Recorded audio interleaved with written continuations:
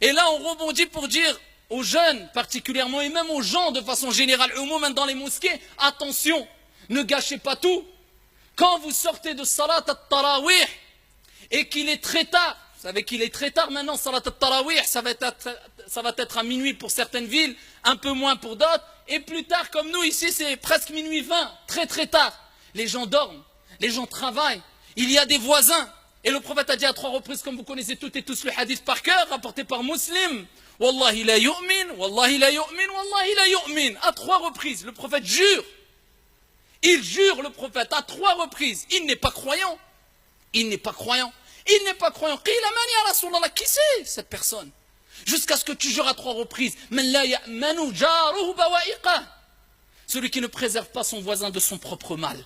Du bruit, des insultes, le fait de mal se garer, eh bien sache que le prophète a dit à 3 reprises, il n'est pas, c'est-à-dire il n'a pas complété sa foi, il a un khalal, une déficience grave dans sa foi. Bien qu'il puisse prier toute la nuit, jeûner toute la journée, faire des invocations, lire le Coran, eh bien ça reste quelqu'un qui a une déficience grave dans sa foi.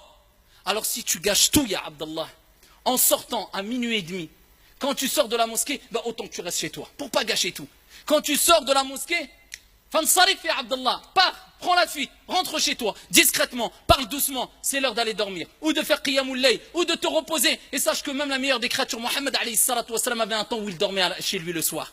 Donc rentre chez toi, repose-toi, retrouve ta famille, salli salat al-fajr à l'heure, et ensuite ici repose-toi ou va à tes activités, mais ne dérange pas les gens.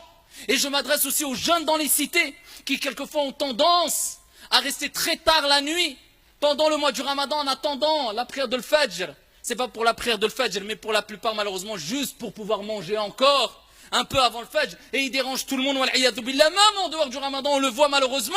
Et des gens qui se disent musulmans, avec tout le respect qu'on leur doit, et on sait qu'il y a un grand bien dans les jeunes de cité, et on ne généralise pas, mais il y a toujours des petits groupes qui pensent que l'islam, c'est une mode, et c'est une tenue vestimentaire, ou encore une barbe, ou un qamis, simplement ça se limite à ça, l'islam, catastrophique. Et le comportement dérapage toute la nuit, jusqu'à ce que des gens, même des musulmans, invoquent contre eux. Et combien de jeunes on a vu, et combien d'histoires on a entendues, et on a vécu, où des jeunes musulmans qui dérangeaient d'autres personnes, musulmanes et non musulmanes, dans des quartiers, d'autres personnes invoquaient en ça, contre cette personne-là, jusqu'à ce qu'on entende Foulen met, Allah yarhamou. C'est un jeune, 15 ans, 18 ans, 20 ans, met, pourquoi? Et parmi les invocations qui ne sont pas rejetés, da'watul mazloum, celui qui est opprimé, tu lui fais une injustice, tu lui prives de son droit, tu le prives de dormir, de se reposer. Et maintenant on respecte que très peu les parents, je parle des jeunes dans les cités, et on pense que la religion c'est simplement une étiquette.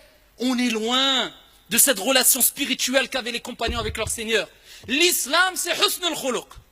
Tu n'as pas husnul khuluq, tu n'as que très peu de l'islam. C'est le bon comportement. Tu dégages pas le bon comportement, te trompe pas, ya Abdallah, tu n'as que très peu de l'islam.